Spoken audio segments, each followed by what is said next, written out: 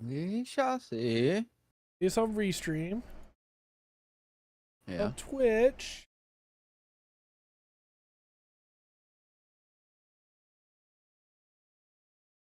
Yes, we're on YouTube.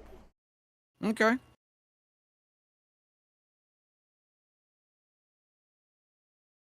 It's on YouTube. All right. Okay. Patient sent out. Tell the world. Let them know that they're about to witness the greatest show. Not just a. The movie will begin in 5 moments, the mindless voice said.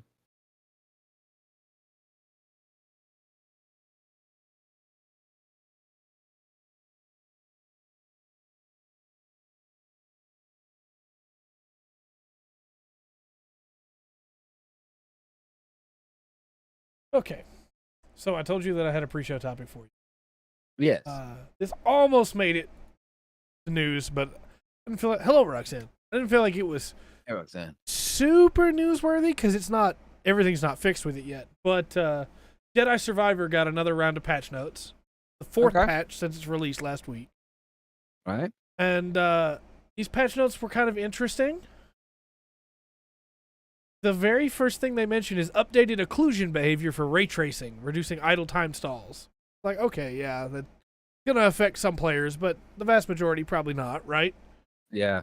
And then you have stuff like fixed an HDR value mismatch that would cause HDR setups to display incorrectly for PS5 users. Like, oh, great, awesome.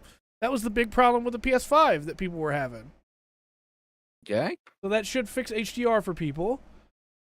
And then you have stuff like fixed an issue where one of the vents did not properly activate. It's like, okay, yeah, that stops progression. You need those to proceed through the level.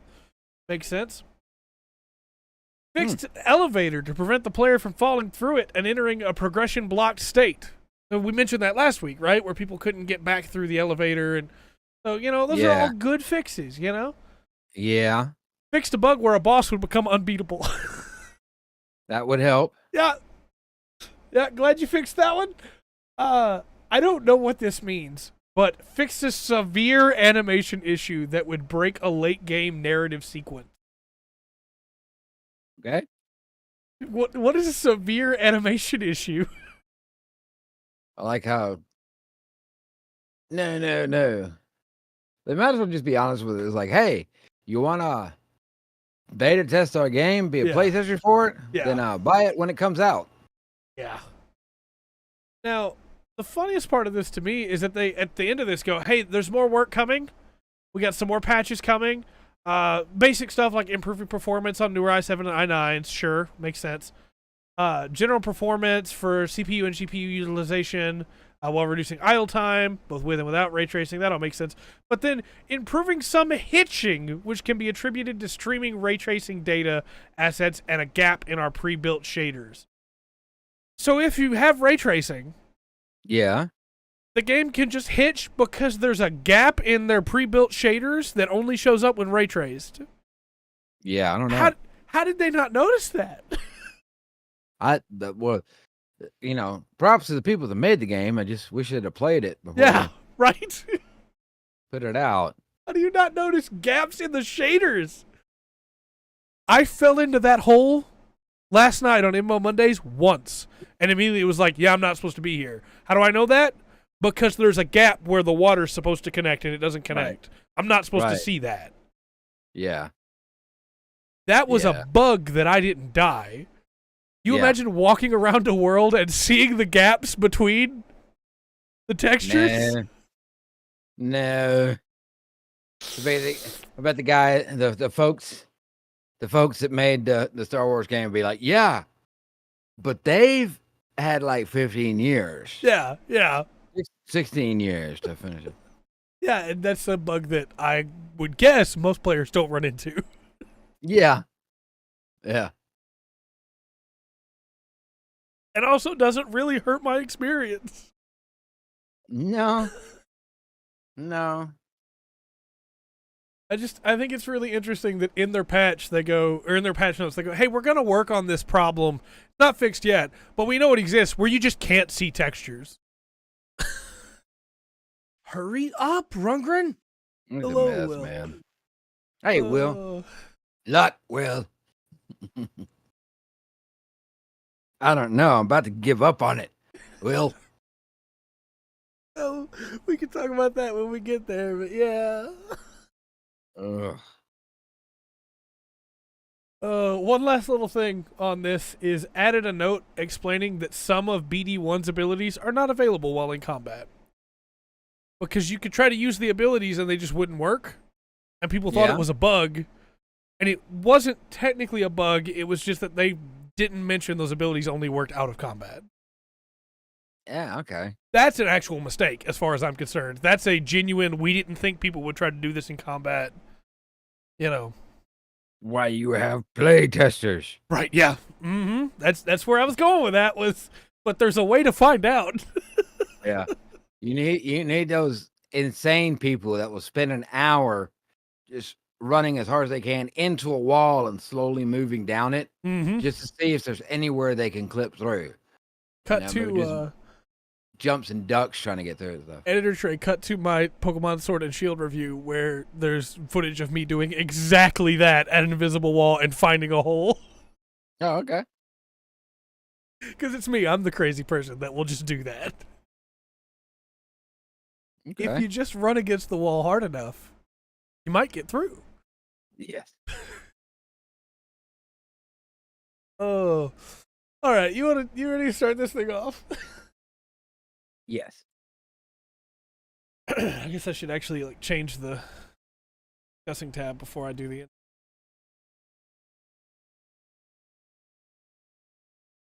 Hello and welcome to another exciting episode of the Full Spectrum Podcast. My name is Trey. I am Rundgren. We've got some stuff to talk about tonight. I'm excited.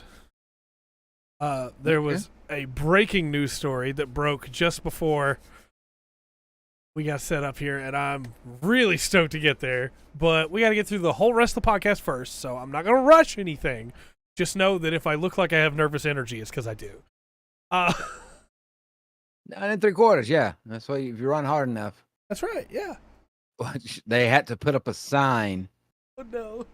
So people would say, well, people were trying it. Yeah, of course they were. At the actual train station. Of course they were. I'm not surprised, no one. Do we have a pop quiz tonight? Yeah, I got a pop quiz for you. All right. All right. Good evening. Good evening. Welcome back. Glad to see you here. Back indeed. All right. Tonight, the pop quiz is over one of the biggest game series of all time. Super Mario. Okay. And the first question should be real easy. Over who's the creator of Mario?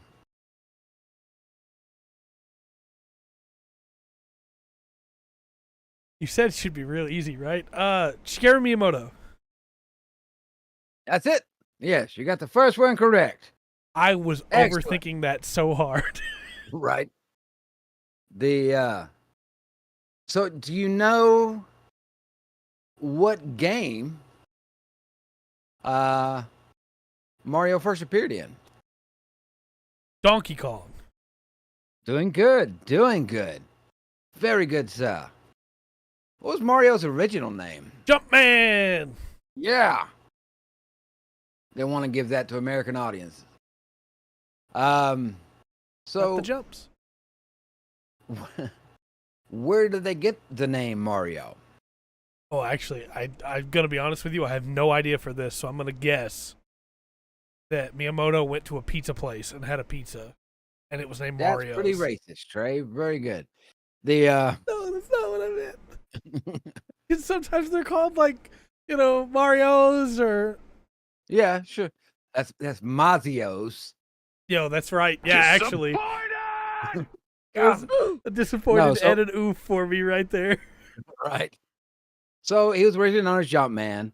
They're trying to think of a better name to come out for the American release of the game. And while they're doing it, they were interrupted by their landlord, Oh, Mario Segali. there you go.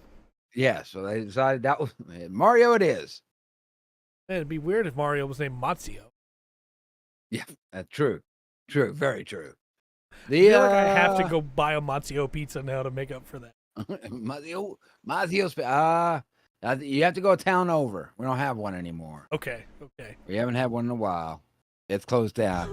I believe there's one town over. There was a cure cry for my missed question. Fettuccine. That's his brother, right? All right. So Mario was not originally seen as a plumber. He was originally going to be a what? Man, I'm completely out of my depth with it. I don't know anything about the history of Mario, unfortunately. He was originally going to be a construction worker. Oh, that's pretty close. He's going to be a carpenter. Oh, yeah, not of the singing group, an actual woodworker. So. Yeah, makes sense. It was a guess. Well, it was a guess.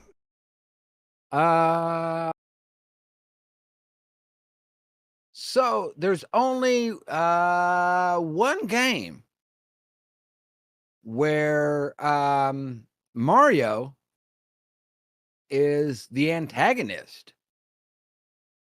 Okay. What is that game? Oh, what is the game called? It's the one where you play as Wario, right? It's Wario's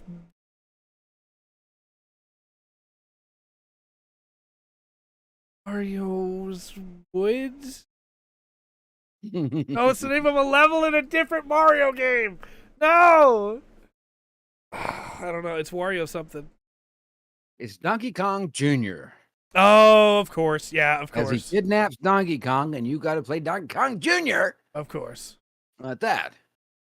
Now, there is the key antagonist of the Super Mario Brothers series is Bowser. Right. Except for one title. And what is that title? That is Super Mario and the 6 Golden Coins, where Wario is the final boss. Actually, Bowser helps Mario in the 1996 title, Super Mario RPG, Legend of the 7 Stars. Oh, I was still thinking about Wario. Yeah, I'm throwing it all away tonight. Wario, yes, why did you betray me? Sunshine is a good game, though. So we all know that Bowser is a turtle. Yeah, he has to go play bowling. The Goldman's did it. Yes. Punishment. The punishment is play bowling. Well, look, he's already failed this one. I'm just trying to get him through. But Bowser was originally sketched as something else by Miyamoto, and he ended up as a turtle by a misinterpretation by the animator Yoshi Kotabe. He was a turtle. Going to be a dinosaur. He was originally drawn as an ox. Okay. And put on here, Miyamoto wanted to know that he is not a dragon at all. It makes sense because, like, Ox King is an old legend and everything. Ox King of the Mountain and Bowser's Fortress is normally a mountain. Makes sense. Yeah. Look, if anybody's like, man, Trey's really bad at this, go back and watch the Mega Man one. Go back and watch that one. I got a 90 on that test. Go see that one.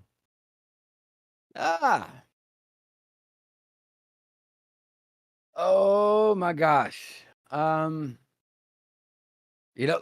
Looking at like Mario facts and stuff, there's a lot of them. I don't doubt it one bit. The worst part is I've played every Mario game. And I am failing. Yes, you are. This one's a little bit weird. and it kind of threw some people off when it happened. They did a Q-score survey, how recognizable things are. And it revealed in the early 90s that Mario was more recognizable to American children than a very famous character. You know who he passed? Who it was that he knocked off the list, the Q-score survey? That he became more recognizable than? Mickey Mouse. It is Mickey Mouse. Chad, that was a shot in the dark. It is Mickey Mouse. Mickey Mouse. Mario is more recognizable in the 90s to kids than Mickey Mouse. Heck yeah. We're back in the game. All right. I'm going to get a good one for the last question. I've not been keeping my own score, and I'm pretty sure I'm going to fail even if I pass this one, but I'm going to try anyway. Hell yeah. So, I just had it. Where'd it go? Okay. So, the Nintendo composer, Koji Kondo, provided the soundtrack to Super Mario Brothers. What is the actual title of the main theme? I want to point out that it was on the ringtone charts for the Billboard ringtone charts for 125 weeks and has been performed in concert by live orchestras. Is it World 1-1? No. Oh. It's actually known as the Ground theme. Okay. It's called Ground Theme. All right. That's fair. I think the title, when you ordered it on your phone, that's what it was called. When it's played live by orchestras, that's what it's called. That's what Koji Kondo named it. So it was on that. That was terrible, Trey. Yeah, I did not succeed this time. Did you play Smash Bros? Sure. I mean, Smash Bros is fun. So, you made that's your lowest score yet. You got a 40. So, on that. A little behind the scenes. You had asked me stuff to give you a list of that, like, I could possibly have a chance at passing a test. Yeah. I put Mario on that list.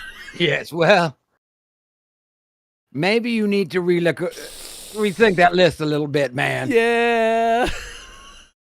The extra life for effort. Thank you. Give an extra right. Oh, it's okay. Luigi's gonna come take care of it. He'll cover for me. When I fall, he'll take over. I'll point out some of the other facts, some of the other questions for us since we're on it. Mario has appeared in over 200 different video games. Really? Yes. It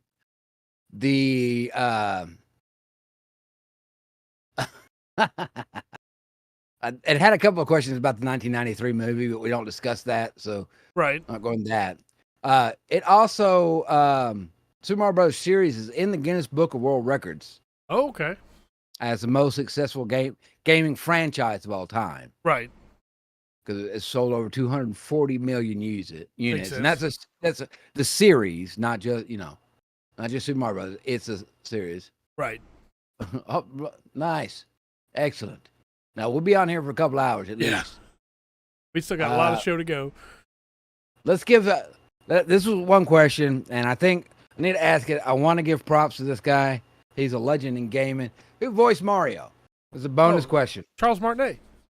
There you go. We have to give credit to that guy. Yeah. We have to give credit to him. Absolutely incredible.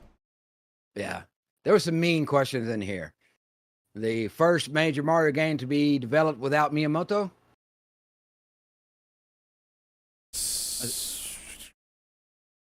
Mario 2? Super Mario Land. Oh, wow. Yeah, I wouldn't have got that one.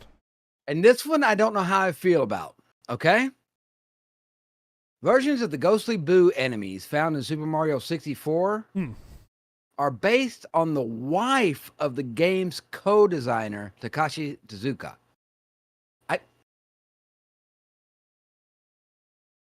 And so let me tell you, I got to put a little story to it because it's actually kind of funny. So his wife is very quiet normally, right? But one day she exploded, mad at all the time he spent in working the game. So there's a character who shrinks when Mario looks at it. When it turns away, grows really large and menacing. Ah, I got you. Yeah. Okay. Yes. I don't know how I feel about that news. Yes. So there is that. All Well, right. I'll have another one for you next week. Hopefully, you will do better. Hopefully. You might have to turn in your nerd card. I'm not I sure. might have to, or at least the Mario portion of it. Right. I have a Mario Odyssey poster. Maybe I just need to turn that in. There you go. No, it didn't do great. Well, you've done better. Right. You have done better. So, but yeah, we'll find out next week how good you are in nerd culture. Yeah. If you can redeem yourself from this week. I must. Do we want to start with victory, or do we want to start with our weeks and come back to victory? Oh, we can go ahead and start with victory. Okay, let's talk about Victory Gundam. Yeah, I'm not. I'm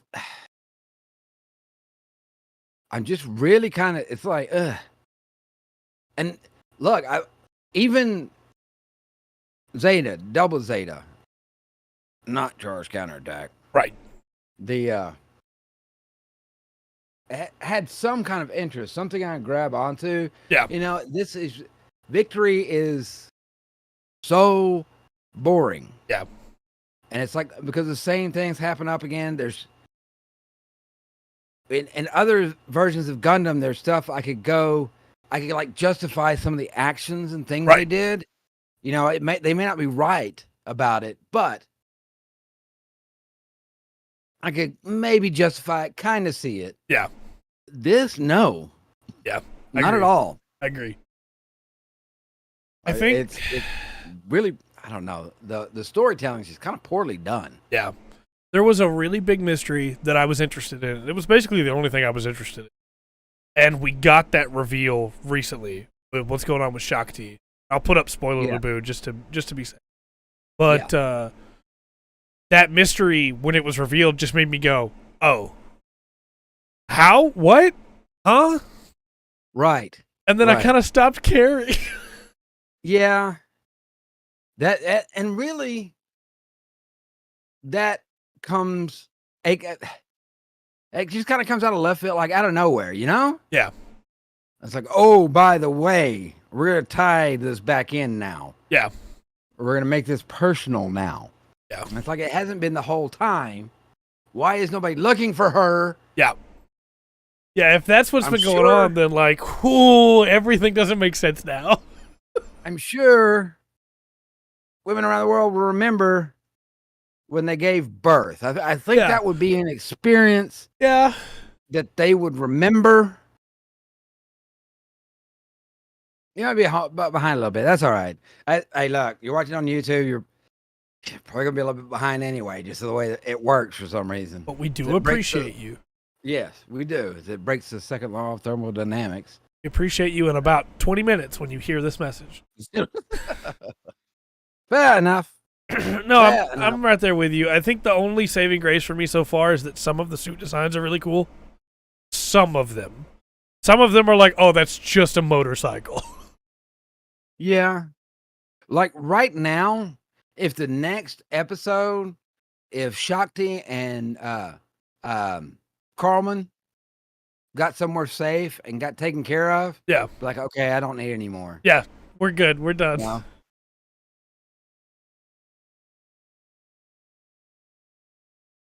Oh no! Folks, that's unfortunate. I'm glad you're here, Dark.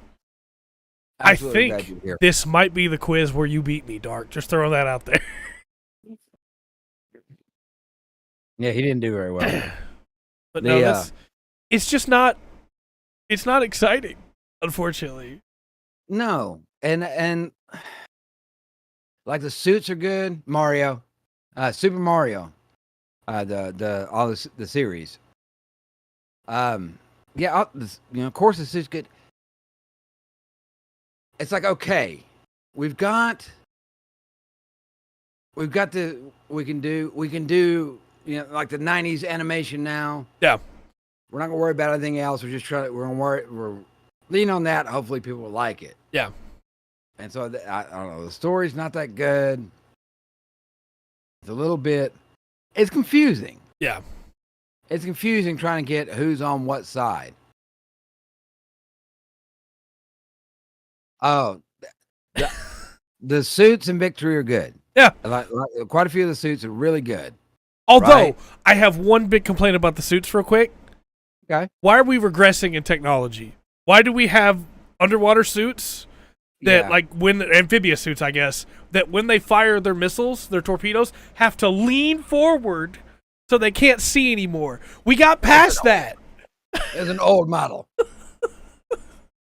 Look, there's a lot of stuff about Victory that's just like glossed over. It's like, yeah, just give them that little scene. They'll get it. They'll understand. Like, no. Katajina disappears for like 10 episodes. Yeah. And then pops back up. Yeah, like nothing happened. And all these women that you take as are presented to you as an adult. Yeah. This is an adult.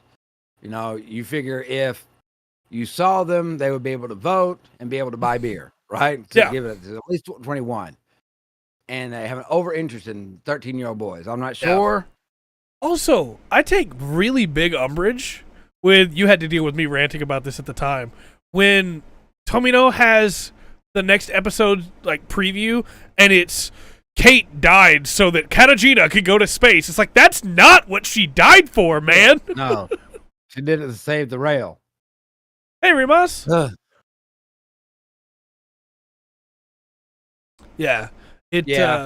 There's some really good ideas in Victory. The problem is the first 20 episodes so far have been really weird. Yeah. And look, some of the battles have been done really well. That's fair. I think the battle has been done pretty well. There's some really good moments of Uso like splitting off the Gundam and doing some sick moves. Yeah. If he could learn to fight in a full suit, a full Gundam suit, he'd be all right. No, we're episode 20 is what we're on. Yeah. I had to look. And I mean this with all respect, because I do enjoy quite a bit of Gundam, even with the complaints we've had over it. I think it's a cool concept. I think there's cool ideas in there. And Victory's just not clicking for me, I guess. Yeah. And it might change, Okay. We're in space right now. I had a little bit of a headache the night before before Trey came over. I was kind of sleepy and everything. If we'd watched our 5 episodes of Victory the other day, I would have fell asleep and would have to watch them again. Okay. All right. I think we're very close to it. The best moments of Victory so far have been Uso and the enemy soldiers that he finds in that floating house that must have come off a colony. Yeah. That moment is great. And my personal opinion on Victory right now is if it was half as many episodes and you cut out a lot of the fluff of just, hey, the League military is driving around for a while. Yeah. Then it could, because Oliver's great, the Shrike team's great, yes. R.I.P. That would have been like, yes, I'd have been all over that. Yes. Marvin, yeah. Marvin's awesome. Marvin's awesome. I think she's got. I don't know what happened to her poor leg. But we got a recap episode, and there's a moment in that recap where she's flying in the core fighter in the first episode that I guess I missed that moment. And she gets hit, and somehow, even though the cockpit doesn't break at all, her leg gets damaged. And I just don't understand how that happened. How did she take that injury? Yeah, I'm not sure. And then, I think she's getting a little bit, because they build her up as she's a good pilot. Yeah. She's just got her leg hurt. Yeah. And then... It must have been.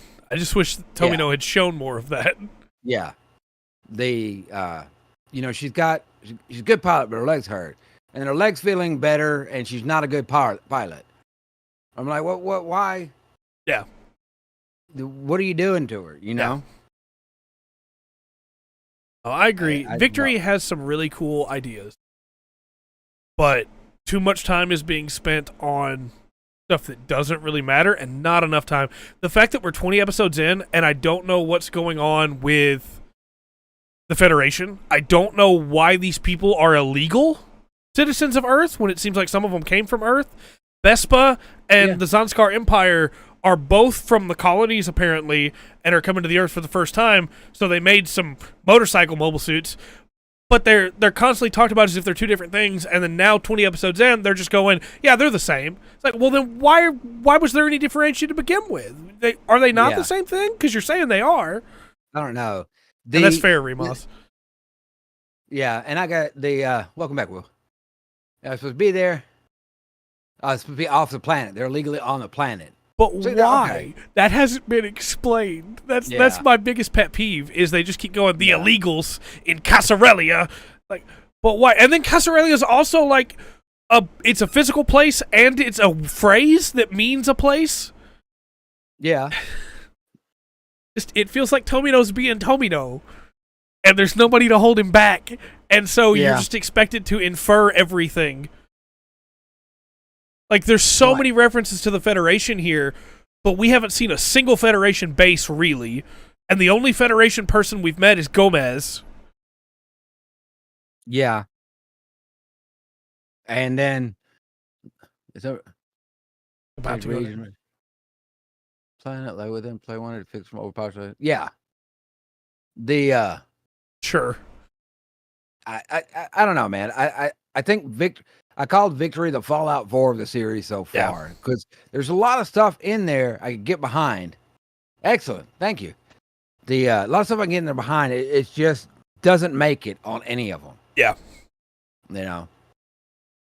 Oliver's a cool character. Oliver's an interesting character. Yeah, you know, the strike team are very interesting, and it's Tamino gets a cheat in on this, right? Mm-hmm. Because when they show up, the strike team, Oliver, and kind of getting introduced to all of them, just who they were. I'm like, these are cool characters. These are interesting characters. I want to know more about them. I already have kind of a connection. Care about Oliver, right? Already have a connection. Oliver's obviously a master pilot. Yeah. Right? The strike team, his team, those women were picked for a reason. Yeah. Right? And they're good. They are the best of the best through there. And it's just, it feels like they're just kind of being used like, hey, people might like these people, so we're going to kill them off as much as possible. Yep. And it just doesn't feel well done. Also, one of my biggest issues with Victory that just I can't let go, I cannot let it go, is the fact that Shakti, Carlman, and I've completely forgot her name, the small girl, Susie. Mm-hmm. None of the adults try to help them. They get left on Earth, and nobody tries to help them. They just go, all right, we'll see you. You guys go back to Casarelia, I guess, on your own. Yeah. Yeah. It's not, it's definitely not the best of the Gundam so far. Right now, the only one I could, I don't know. Bottom of the barrel is between it and Charge Counterattack. Yeah. For me. Because at least, like, as much as I don't like Double Zeta, at least Double Zeta had moments that made me go, all right, sure, why not? What's going to happen here? Yeah. I don't know. Hopefully, we've got, you know, we'll finish it. We're going to finish Victory. Hopefully, get better. We've got plenty of episodes to go. Right. We'll see what happens. And then, you know, we'll be going on to the next few series and everything. But Dark, they didn't leave them at a rebel base. They left them at a shipping company base that was supposed to be neutral, full of adults that were supposed to just be regular people that weren't attached to the war in any way. And none of those people try to help them. Yeah. There's a little girl with a baby and a younger girl, all on their own. Yeah. Yeah. I got my own feelings about that. I don't know. Maybe it'll pick up. Maybe it'll pick up. At this point, yeah. I'm a little... And I said the scene you were talking about earlier, the house was upside down, the guys running out Yeah. of oxygen. So Uso helps them. That's kind of a powerful thing. But when there's no government around and I'm lost in a jungle, and I see like a 6-year-old girl carrying around a toddler on their back, and I would have to. I can't. And she's got a dog. Those scenes hurt me. Those scenes hurt me. It's like someone helped this little girl out. Yeah. You know? The fact that Chronicle Asher was willing to help them and no one else was. Like, yeah. What? Yeah, I don't know. I don't like it. Especially because that one woman is like, director, we've got to do this. Why is there a dog here? And it's like, you clearly see them and you're doing nothing. You're not going, hey, where are your parents, little girl? Well, yeah, he's not as bad as what's his name? Oh, we had a field day talking about him. I can't think of it. Starts with G. Dadgummit. Oh, I'm trying to remember who you're talking about. Yeah. I can't think of it right now. I like Chronicle. Asher Chronicle's kind of fallen off a little bit. He was good early, but yeah, he was good early. It was interesting. He seemed like a really good protagonist. He was competent. He infiltrated a base and took everybody hostage and got away. All that good stuff. But I don't know. I feel like I'm hoping as we go along, he's going to catch me. They have moments so much in Gundam, and also it feels like, okay, we the last couple our audience we've been aiming at too high an age group. Oh my gosh, the one with the annoying girl. I'm sorry, Victor's got me all messed up right now. In Double Zeta. New type. Yeah, Peru. Talking about Glimmy. Yeah. Glimmy. Yeah. 100%. Glimmy's got some issues. Yeah. And Dark was right. We absolutely could find it. We just needed to know which show. Double Zeta? Oh, it's Glimmy. Yeah. Well, that was funny because somebody. Yeah, exactly. Yeah. He was a problem. It was funny, Dark. I actually was referring to you the other day when somebody was talking about an anime, and I was like, I bet I know somebody can tell me what this is if you give me a little more. And he gave enough. Trey got it. If Trey didn't have it, I was coming to you with the description. Yeah. I'll remember there was a cello. Blame this on the misfortune of your and birth. what? Cello and the girl with the long hair and vampires. It's Blood Sea. Yeah. Blame this on the misfortune of your birth, indeed. Glimmy Toto. It was obvious. Yeah. No, Glemmy had issues. Oh. And I also feel like at this point there's an idea of whether you're a liar. Yeah. You're lying. I wasn't never sure. I have faith in you, Dark. I figure you'd have got it. If I might have to give you a little bit, but I figure you'd have got it. But there also doesn't seem to be any. It's like over them they've they moved to where they try to give you a definition of exactly what a new type is. Yeah. And then it kind of gets fuzzy again. Yeah. So nobody can really tell if you're just a good pilot or a new type. Right. And new type seems to be like, new type's gone to, hey, there's something different about this person. They see things in the battle. They know type. Yeah, it's pretty much Jedi, right? Yeah. In their own way. They're special. The midichlorians are high.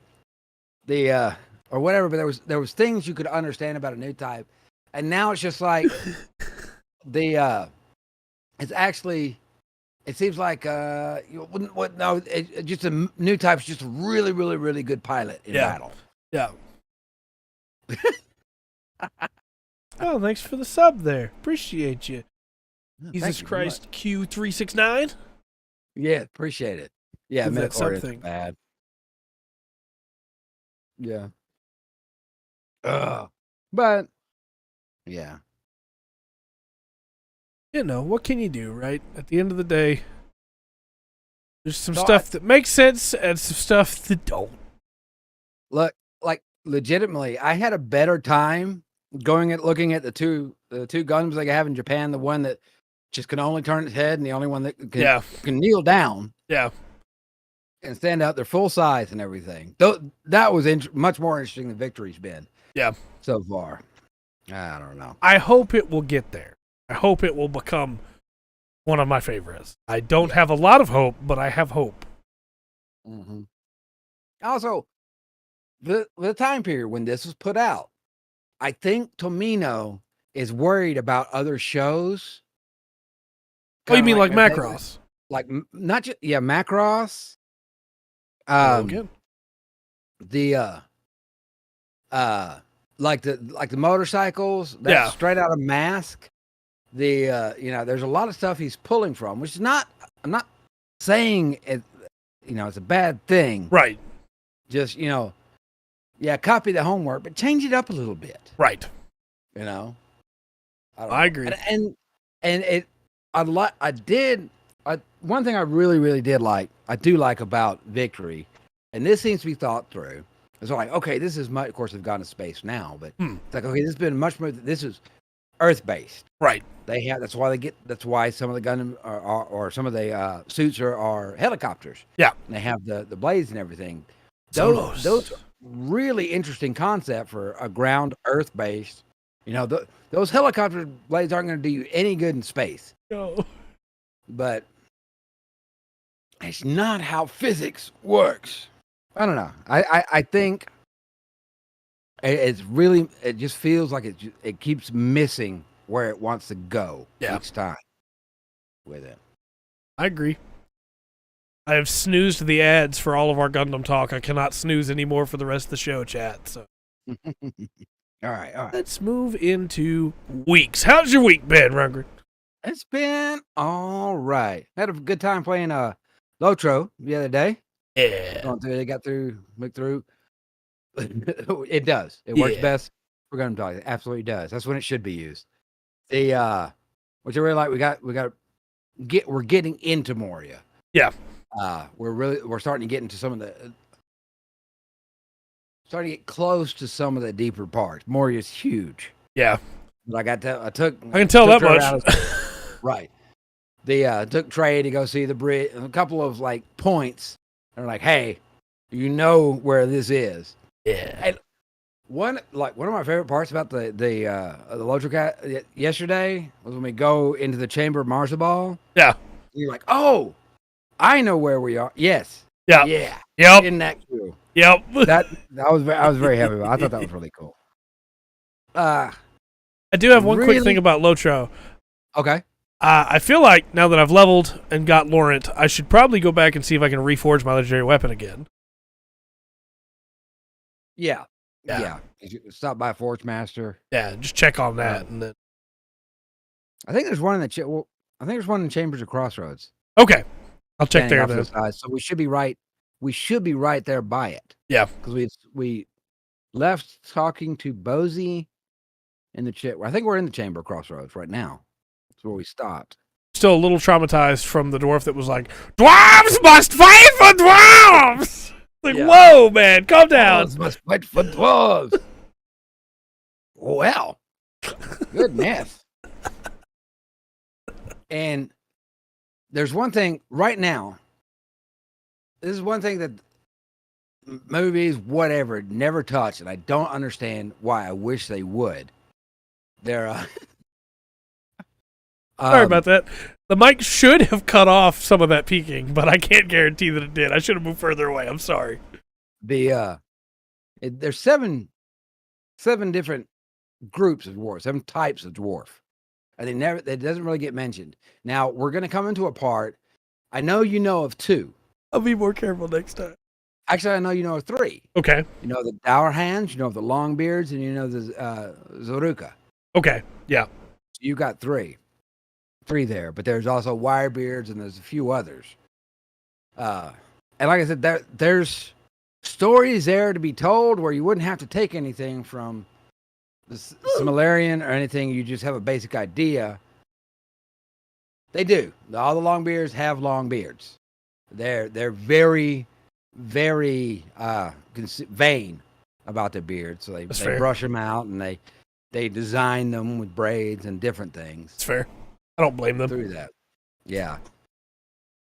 Yeah, they definitely all have long beards. Now, Durin is the father of all all dwarves, but there's 7 different tribes. Like I said, there's some that obviously were in the east, right, when Sauron started taking over. I got to slow down because I'm thinking going to the two blue wizards that never got hurt for anything went that way. They were taking my Sauron. Those lands were to the east and the south. Yeah, he did. I mean, before we get too deep, don't forget we do still have the rest of the show. So you have like an hour to talk about Lotro, not 4. Yeah. Right. So they but they went as the peoples to the east and south of Middle Earth, because Middle Earth is just a small section of this planet. You can think of it, it's Europe. Right. It's Europe. That's the only section of Middle Earth that we get stories from, that we're dealing with. And to the east and to the south are lots of other types of people. And it's alluded to, a lot of them were obviously tricked by Sauron. Yeah. They get because when the Easterlings surrender in the book, they're like, okay, look, we surrender. Please don't kill and eat us. Right. And the folks of Gondor were like, yeah, we don't do that. We're not what cannibals. They've been told. Yeah. And stuff. And then there were lands also over there that kill and eat them all.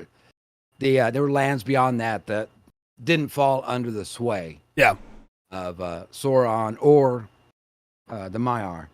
Yeah. That came to Middle Earth. But that's a whole other discussion. What else I do all week? Didn't really do much. I had some energy this week. I was feeling okay. I don't want any brains. Kidneys, a little bit of liver, some nice fava beans. But no, I did. I reset up all my stuff on my desk, my little studio set up here. I'm actually hoping to start doing music again, but I don't know. That's right. Yes. Oh, thank you for bringing that up. But yeah, I want to do that. I'm working on a couple of songs. I just want to. I don't know. I guess I play for a little while and I'm really tired. It's like concentrating on stuff wears me out more than it used to. But I've had some things happen. Yeah. Sad time. Do that. But yeah, I'm trying to do some music again. Chat, go to Rungren's channel and like all of his videos a bunch and comment on all of them and give him a bunch of subs, and that way he has to make more music because it's really good. Thank you. Appreciate that. I appreciate that. But I think that's about done it for my week. I'll try to keep everybody updated on how that's coming. How's your week been, sir? My week's been pretty good. Okay. Oh, thanks for the gifted subs there. Wow. 100 tier 1 subs. Thank you very much. Thank you. Very, very much. No doubt. Yeah, that's wonderful. Amazing. I really appreciate that. That is amazing. Yeah, that... Absolutely. That's amazing. Really, really appreciate that. I'm a little stunned right now. Yeah, like... Because I'm sure that's what you wanted. That was your goal. And I want you to know you succeeded. Yeah. I appreciate it. Did not think that was going to happen. No, look, it really does mean a lot. Thanks. Just I hope you got enough to take care of your own stuff at home, but it really do appreciate it. Thank you. All right. Because I get paid in burgers. Yeah. That's a lot of burgers. A lot of burgers. That's funny. Okay. Yeah, no, I mean, that helps a lot. Thanks. So, yeah, my week, I guess. Those alerts are just going to keep going off at the bottom. So, just Watch those keep ticking up. Followers. Hey, I appreciate it for sure. Thank you. So my week. Yeah. All right. I'm almost done with Chained Echoes. Okay. Legitimately trying not to get super emotional right now. So I'm gonna try and just continue going, but please understand that my continuing going does not try to take away from what you just did or anything like that, because I really do appreciate it. If I don't keep going, I'm gonna cry, and nobody wants to see that. So Apparently, I picked the right night to put a tie on. right, yeah, I should have. Last week I was halfway through Chained Echoes. Now I'm about 3/4 of the way through. I'm almost done with Act 3. Moving forward to it. Moving forward into to Act 4, and man, I'm sorry. Just it's been a really rough week, and like there was some bills that came up that. Do it. Thank Chained you. Echoes. That's all I'm saying. Just thank you. So yeah, almost done with Chained Echoes, and then I watched a little bit more of Gundam Wish for Mercury. Yeah. I'm 2 episodes into the new season, new half. Please go ahead. Well, I was gonna say that. I know it's gonna be a while before we get there. I'm really kind of looking forward to that one, just because of the excitement that you've had about it. Yeah. Dark has had about it. Wait until it's. I do that too. I understand. No, I'm gonna wait till you put it all out, then I'll watch it. I do the same thing on a lot of things. I appreciate it for sure. But yeah, that's not your real name, then, right? See, you sounding excited about it, Dark, as me going. Okay.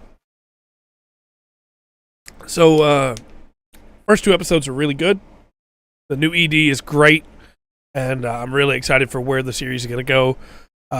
Anybody that was saying it didn't feel like Gundam before wasn't paying attention, but now it definitely feels stuff popping off. So, you know, and maybe one day we'll get the live action one. we're gonna get there. We're gonna get there. Seed at least has good music, and it has Kira Cry. So I mean, it's worth something. I've got somebody very important to me is waiting for me to get to Wing. Yeah, that's the Wing one that soon. That they enjoyed, they loved growing up, they watched, and they're waiting for me to get to that. Wing soon if we get through Victory. Yeah, NOO, right.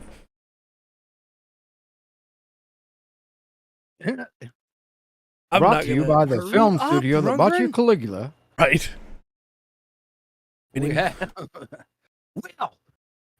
I'm trying. And then started watching Stranger Things. I'm only like a bunch of years late. Almost done with season 1. Out. Right? They should be. It's what they do, right? It's a good show. I like it.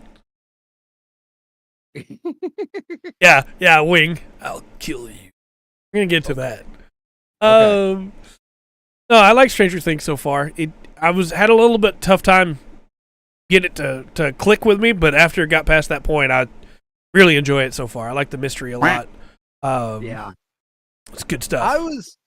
I got all excited like right when it started because of the time period it set in. Yeah, and I was like, yes, you should ride bikes everywhere. Do this. Like I grew up then. Yeah, I know what was out. No, I think I liked it a lot. I did. I thought it was a rather good show. Yeah, I'm enjoying it. And then you're not. Go ahead. You're not through the first season? No, we're on episode 8 of season 1.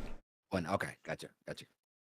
And then last thing is loan me your graphic novel of The Crow. Yes, I did. And I read through that today. And it's really good. I know that people sometimes give me a hard time for being hyperbolic because I get really excited about things I like. I know that. This one hurt. Yeah. That's one of the I've got two.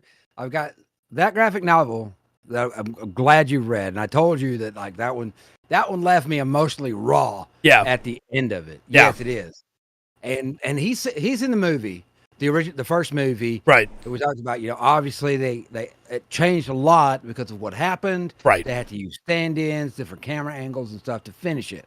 And I think the original movie is good. Right. I think it's really, really good. But there's something in that graphic novel that just really gets to me. Yeah. I think the movie is very good, as you said, but the graphic novel, I think, takes it a step further. The angles that they're able to pull off are incredible. And when it comes down to it, how do I word this? The layout of every page. The layout of the page is really, really solid, but it's the expressions, Mm-hmm. the exaggerated in some ways expressions, and it's the constant like cuts of Eric and what he is thinking about versus what is happening. And I think this might be the saddest that a love story has ever made me. Well, I think for me, like I said, I like the movie. But if somebody had just seen the movie and was like, okay, his fiance, she just got fridged for the movie, and it doesn't feel like that for the graphic novel, because you get over and over again what they had. Yeah. And what they went through. For sure. I agree. No, not too loud. So, I do. J.O. Barr's The Crow is, that's it's taking that step from graphic novel to art for me. So. And the quotes are really good. They're always thematic. The cuts of the crow itself and the interactions there are really good. There's just something about I think the cop gets. I liked Ernie. I love Ernie Hudson, by the way. Right. And I loved him in the movie. Right. But his character in the book, to me, it feels like that character is a lot more invested in the crime that happened and what happened to Eric and his fiance and all this. And because when they find Eric first, he is constantly apologizing. He hates it. Right. And it comes through. I agree. I don't need you to prove me who you are. I just appreciate what you did. Absolutely. It's really good. It's worth a read, in my opinion. It's very gory. Yes, it is. It does not shy away from that, but it's very good. And the black and white helps with that, I think. Yeah, it does. It more visceral in a weird way. Yeah, I agree. Instead of just being gross, it's actually like you see the trauma. Right. Blood for the blood god. Skulls for the skull throne. Like we were talking about comic book characters and stuff the other day. Speaking of blood and gore, and I was like, because the original Logo character I loved. He got made fun of. He made fun of the comic books. Yeah, and then they turned him into a straight comic book character. Right. It kind of takes away something from it. Yeah. But yeah, I'm not against blood and gore. Beth. Frostbreak. All right. Fits. Well, let's move into reviews then, because that's everything for my week. Okay. I get that. And our first review here is for Darkest Dungeon 2. Okay. Darkest Dungeon. That's interesting. So the second one. Second one. For anybody who doesn't know how we do reviews, the review section of the channel is where we cover some of the biggest games that have just come out, and sometimes some of the smallest games that have just come out. And we play a little game. Rundgren will guess what he thinks the critic average score is on OpenCritic, and then you, the viewer, can guess as well.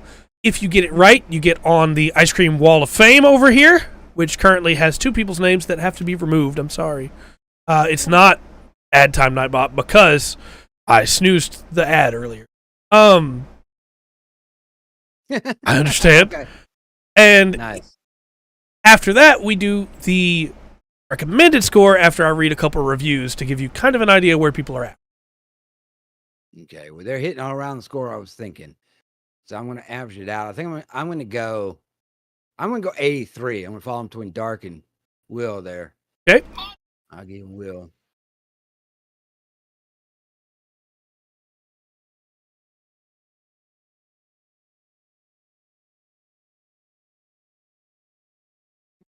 Score is 82. Will got it.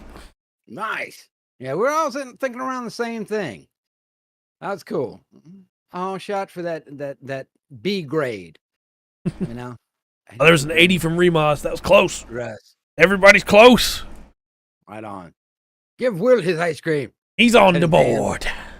Lieutenant Dan, ice cream. Lieutenant Dan, ice cream. So, Cream. 21 reviews. Read 2 for you here. Okay.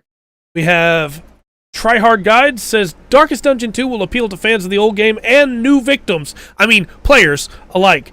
The cosmic nihilism and battle to preserve hope in Darkest Dungeon 2's narrative is paired with solid gameplay improvements that are less likely to turn players into nihilists themselves. I don't know. I kind of like cosmic nihilism in a review. That's pretty cool. Yeah, I had to read that one when I saw that. And then your other review is from Dexerto, who says, yet all in all, Darkest Dungeon 2 is a worthy sequel to the 2015 original. It's a fearless alteration of a well-known formula, while also building a game that you really don't need any context for.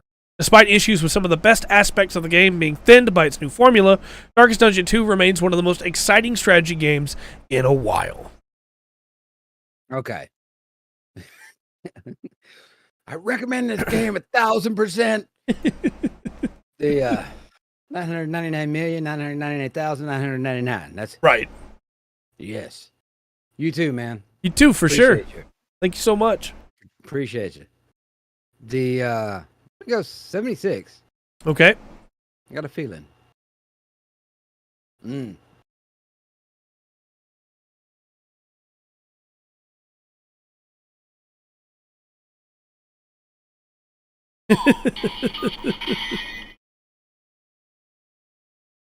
Yeah.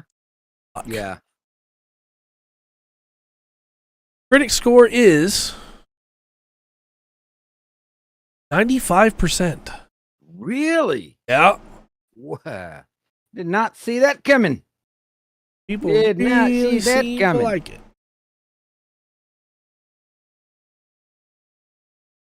Complete opposite of an M. Night Shyamalan movie. I didn't see this one coming. Right. All right. Allergic to water. Yeah. No, we can fly light years. We Yeah. didn't realize you had water. So, again, not really surprised to see this get a good score. Like Dark said, the people that like it really like it. I'm one of those people. I really like Darkest Dungeon. Yeah. But first game was really hard. Sounds like the second game has given some new things to hopefully make it less hard. But that's also the point, is that it's supposed to be. Because it's supposed to crush you under the weight of... how was it worded? The casual nihilism? The cosmic nihilism? That's Cosmic it. nihilism. Yeah. Our next game is Ravenlock. And now this is another one that I'm going to read a description out for you for. Okay. Cool name. So, yeah. Yeah. Ravenlock is...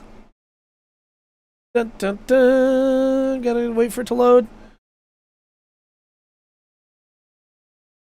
Why do they do stuff like this? Okay. Ravenlock The description for the game is Ravenlock's life takes a turn for the unexpected when she stumbles through a magical mirror into a troubled kingdom. Explore fantastical realms, meet mad characters, and defeat dark monsters to end the Caterpillar Queen's reign of terror. Your destiny awaits in an action-packed coming-of-age adventure. Raven against a caterpillar doesn't sound fair. Right? They review that up today? Ooh. Oh, nice. Nice. I'm going to give it 80. I'm going to go 80. Okay. Oh, we did get a hydrate. Thank you. Oh.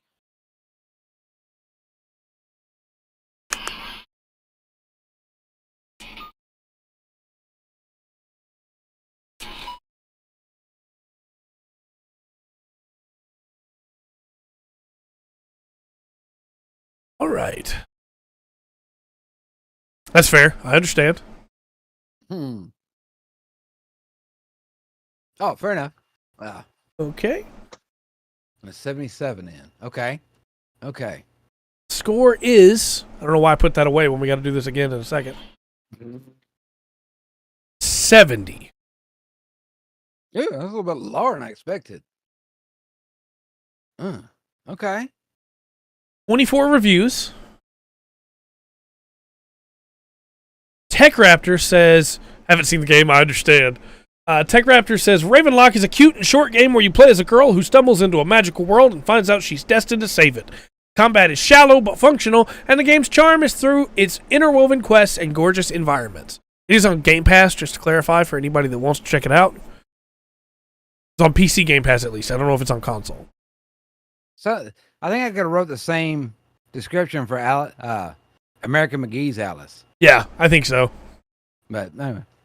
And your second review is from RPG Gamer, who says, Ravenlock is incredibly endearing on the surface with its charming visual style and vibe. It's just a shame that the underlying game never completely lives up to that charm factor.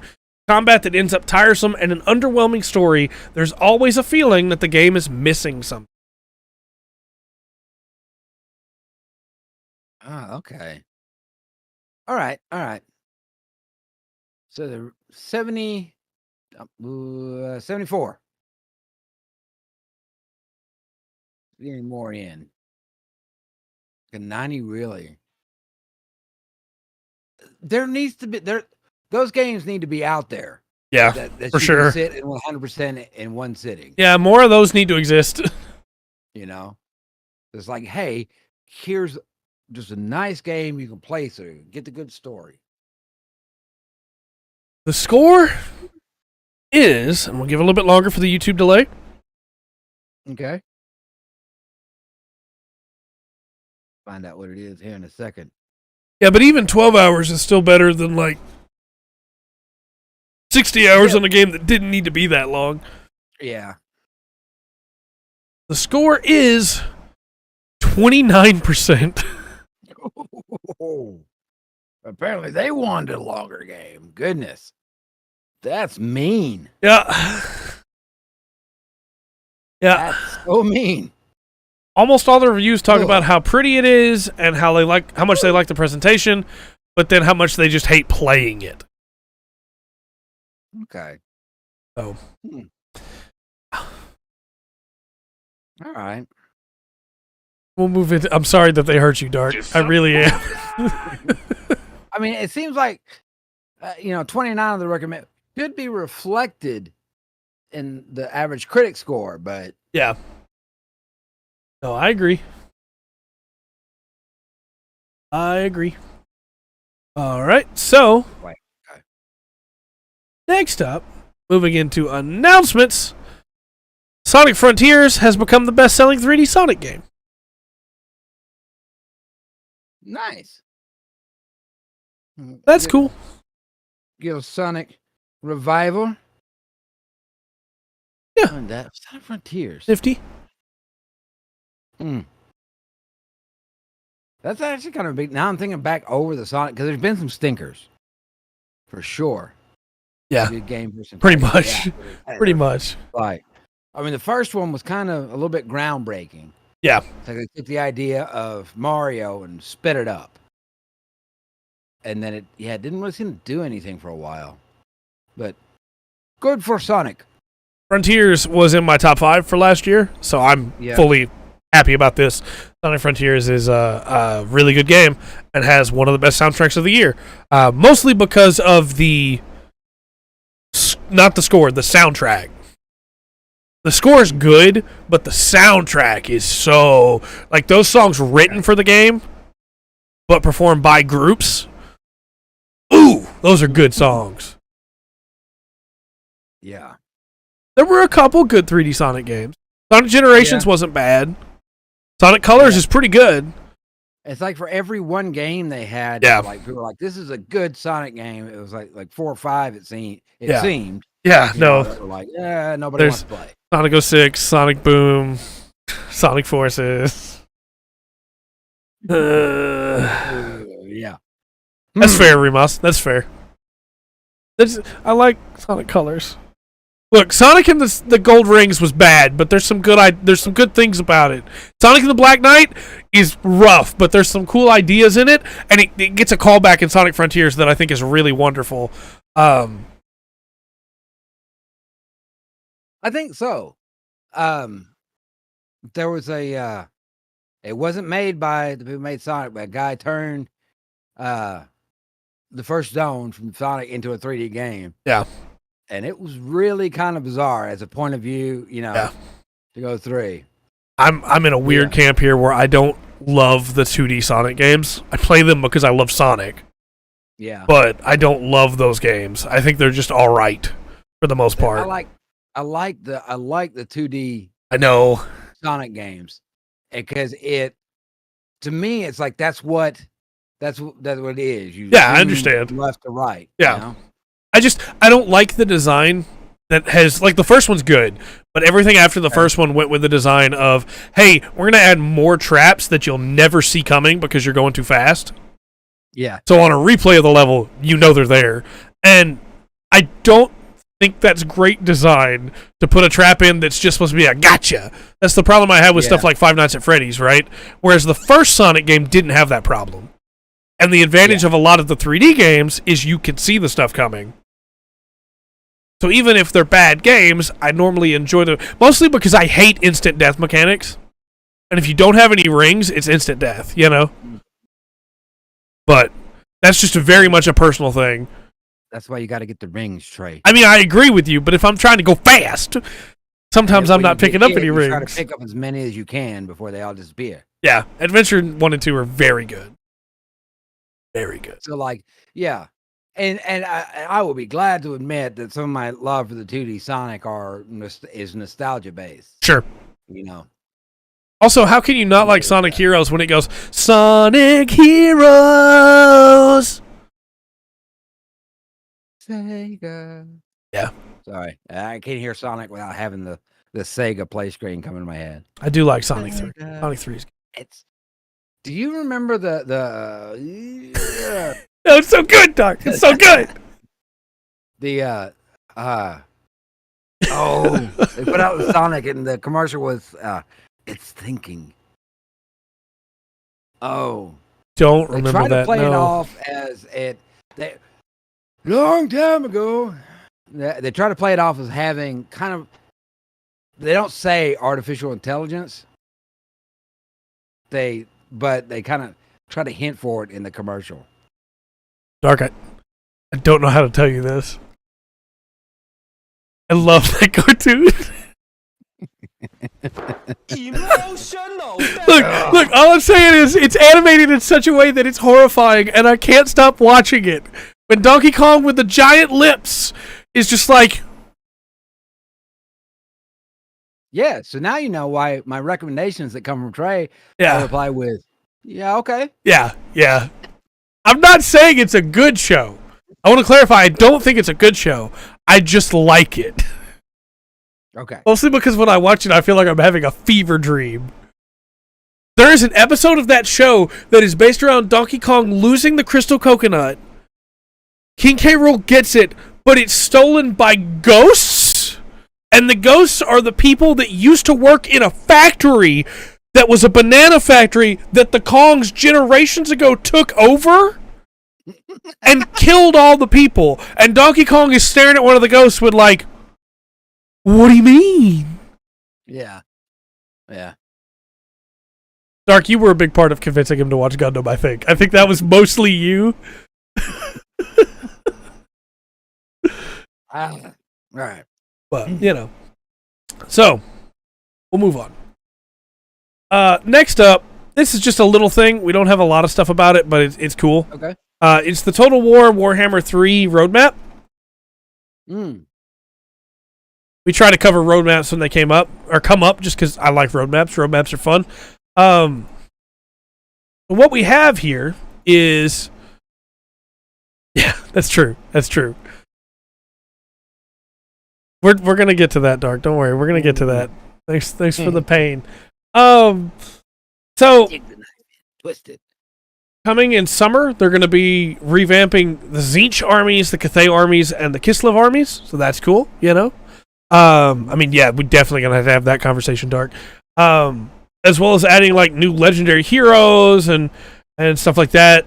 The patch in winter is going to have a revamp for Nurgle, the Empire, and Dwarves, which is cool. I don't play Total War Warhammer 3 myself, just because I still don't know that much about Warhammer Fantasy, like Age of Sigmar and stuff. The fantasy side of the genre is cool, and I like it from over here. I don't have the means to do both. That would be far more than my budget can allow while also getting Gundams. But I think it's cool that they're getting revamps, because I know one of the big complaints people had about Total War Warhammer 3 was that the Chaos armies felt really weak. And since that's like a whole half of the enemies, it's like, yeah, that's not cool. You don't want that to feel weak. So glad they're getting bumped up a little bit. And then the final announcement that we have for today is Monster Sanctuary, which is a fun monster collecting game, is getting the Relics of Chaos update. And they released a short little trailer about this, which basically just says there's going to be relics in there that have like boon and bane stats, so you have like a really good benefit, but it also takes away something else, which are going to be new to the game, give you more options for building your characters, and then they're also going to be giving you more options. I mean, I'm with you, Dark. I'm with you. But also more options for like early game and getting around in the game and things like that. So just really cool, because this is a update and not a DLC. So, All right. Then we move into news. We're gonna start the news talking about the Kill Team Gallo fall, more like Kill Team Gallo flop. So the Gallo Fall box was a big thing that a lot of Kill Team players were excited for. For anybody that doesn't play Kill Team, it is like a skirmish mode. For Warhammer 40k, you can play a game in like 40 minutes at most. I mean, you could go longer, I guess, but 40 minutes is like the average, as compared to 2-3 hours. I mean, Dark, we'll talk about it. Yeah, as compared to 2-3 hours for a big game of 40k, which means not only can you get more games in, but you don't have to spend as much to play, because you don't need a 2,000 point army. You just need one box of guys, maybe 2 box of guys, you know? Yeah. And if you have armies already, you can convert those over to be Kill Team armies, like Kill Team teams, and then you have a lot more options. So instead of having to spend hundreds of dollars to have multiple options to play at the table, I could spend like $50 and have another option to play at the table. So I much personally prefer Kill Team. I like having smaller base games where I don't have to worry about spending as much, and also where I can have a bunch more options. Like right now, we have like 16 Kill Teams, because you can get them cheap on eBay. And so we have a lot of different options, and it feels good to be able to go, hey, we're going to play some Kill Team today. What do I want to play? And so once they're all painted up, we're going to do some of that on the channel. I'm really excited about it. But this new box was going to be Thalgor Ravagers, which were Beasts of Chaos, which is their first time coming back to 40k in a long time, versus Hearthkin Warriors. The Hearthkin Warriors were the new Votann faction. And so people were pretty excited for this box. So when it came up for pre-order, and they said it was going to come up for pre-order last Saturday, and they didn't tell us what time it was going to go up for pre-order, everybody was just refreshing pages. And I tried. I stayed up. I stayed up till like 5 a.m. refreshing pages, and finally just like capped out and fell asleep at my desk. And when I woke up, all the pre-orders were gone, and I was like, okay, that's on me, right? I fell asleep. That's why they're gone. Yeah. No, that's not why they're gone. The pre-orders went live at 10 a.m. UK time. Yeah. And we're gone at 10:04 UK time. And for anyone who's like, Dark is mean, my answer is, yeah. What'd you expect? Yeah. No, but Dark had the same problem. Yeah. With Gundam model. Yeah. On that. And this is a problem. Obviously, there's two different Companies. Yeah. IPs, Yeah. same thing. And to me, it's the same concept for business as pre-planned obsolescence. Yeah. Where it's like, no, we're going to sell off our initial to meet this budget. Yeah. We're going to make just this many to meet this budget to have this many sales. Yeah. In the pre-order, and then we'll stretch out everything else to keep up with it. Yeah. How do we know when it went out? Because people were very upset and had been checking it every hour, and we got screenshots of when people got their orders, and we got screenshots of when it was no longer available for pre-order. And so people started calling outlets, going, hey, do you have any? Do you have any? And the response was almost across the board, we're getting 2. Yeah. We're getting 2 boxes. Yeah. And I'm not just talking about, hey, local stores in a small town. I'm talking New York City, 2 boxes for the Warhammer store in New York City. Yeah. Dallas, Austin, Texas, 2 boxes. I'm talking California, not just Hollywood, not just Sacramento, 2 boxes. Exactly. Yeah. Element Games for the UK, which is the biggest non-Games Workshop distributor, 2 boxes per store. No. Yours what it it's a you do that as a company and you kind of set up false demand. Yeah. For it is now because you've got people who really want it, who Yeah. enjoy your game, those diehards. Yeah. That cult level. Yeah. I wanted my goats. The goat. But that you do that and you set up like a false demand for it. And they're going to take it as a win. Yeah. Oh, sure. See, They sold out. Still mentioning we're going to 4 minutes. People are still mentioning it. They're talking about it. Yeah. But yeah. I don't think the community would be so mad because I'm talking they're angry. Some what's it called? The word completely lost my mind when they're YouTubers, influencers. Some influencers were given boxes early, but weren't allowed to put their reviews out until time for release. And so reviews started dropping, and you can just see the comments of like, why'd you even make this review for something nobody can buy? People are angry, but the real reason they're angry is not how stupid all this was, and it could have been avoided. It's the fact that if you go to eBay right now, oh yeah, all those scalpers with all their bots, they got so many copies. Yep. And it's just, why is it not made to order at this point? Why? I don't know. We're at this point in time in the history of this Earth with the advancement in 3D printing technology. You wouldn't have to make one until the order came in. Yeah. Yeah. Okay. It's gonna be a couple of weeks before we can get it out to you because we got to print it off. Yeah. It's at this point in time.